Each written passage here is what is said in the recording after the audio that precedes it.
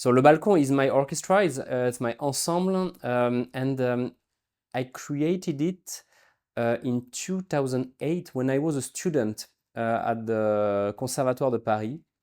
And we have formed it with many other students. And there was this idea with Le Balcon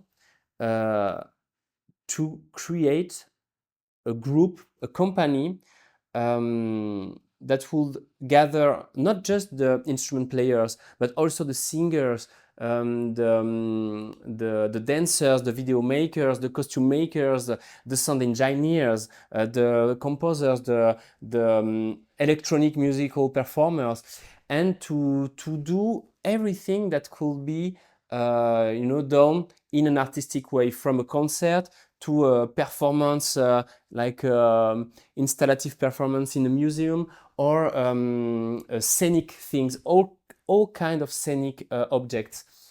And there was this idea also to amplify everything, to amplify each instrument, each voice, in the idea to create all around the audience with loudspeakers, a surrounding setup corresponding to what we was playing. So we worked a lot with electronics, of course, with composers, and we are especially fascinated by the repertoire of the 70s, 80s, 90s with the electronic music, Donc Stockhausen, Boulez, Gérard Griset, Fausto Romitelli. So all these composers who opened many ways with the electronic music, with the classical instruments. So we do a lot with that, and also with young composers.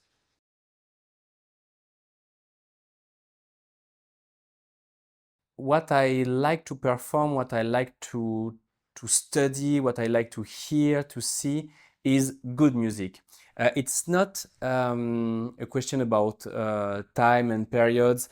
There is fantastic music written in every years, and when you are fascinated by how Richard Wagner or Richard Strauss or Monteverdi, how they were precursors and pioneers, and what they wrote at that time was totally new, was totally unheard yet. When you heard the Wagner's opera for the first time, it was something you never heard before and you never experimented before. And it's the same nowadays with the Stockhausen operas, or with the music by Boulez, and so you find the fascination, the inspiration uh, in all times, in all places. It doesn't. I mean, there is not music that is better from a moment than another one, or written in a moment than another one, or in a place than another one. I mean, there is good music everywhere, and that's why I think we share that with all the listeners. If I had a tip for the listeners who are coming to hear something for the first time, I would say, try to remember when you were a child, this how it was magic to discover something for the first time, how it was magic to hear a Beethoven symphony for the first time, how it was magic to see an animal for the first time, to go to the cinema for the first time, how it's unforgettable. And I mean, we have that, we can have that, listening to the unknown, having the curiosity for the unknown, for the what was never played and never heard before. So yeah, that would be my tip. Try to be as a child.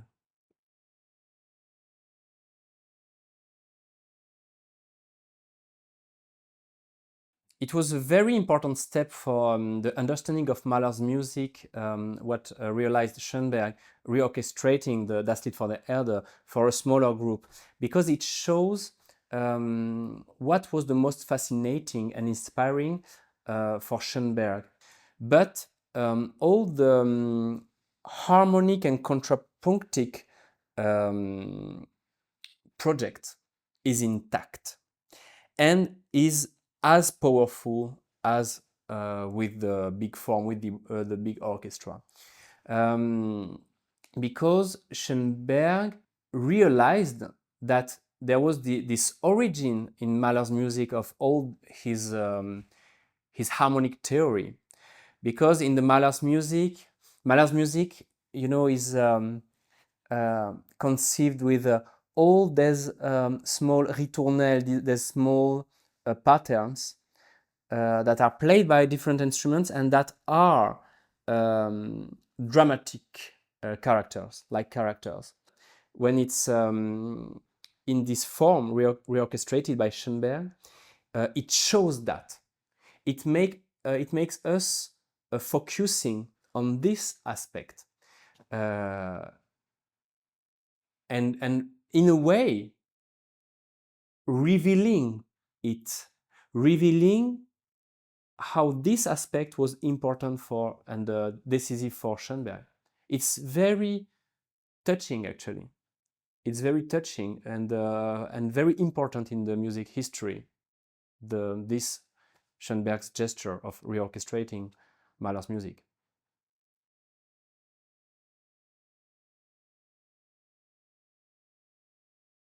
Berlioz is very important for me from the beginning because he's a bit the father, the origin of all the modern orchestra. So Berlioz inspired first Franz Liszt and Richard Wagner. Wagner was saying about Berlioz after hearing for the first time the Symphonie Fantastique, Berlioz is the redemptor of our musical world. And so he inspired Liszt and Wagner, and then Richard Strauss, and then Ravel, Debussy, Rimsky-Korsakov. So he's the origin of all the innovative ways the composer used the orchestra. So it's always studying Berlioz, learning the Berlioz music, hearing the music by Berlioz is always giving to you a lot of informations about all the music written after him. You know about the Requiem by Berlioz, the Berlioz Requiem. He said that if all his work was burning, he would save only one score, the Requiem. So it's a very important work for him, and I'm so happy to perform it.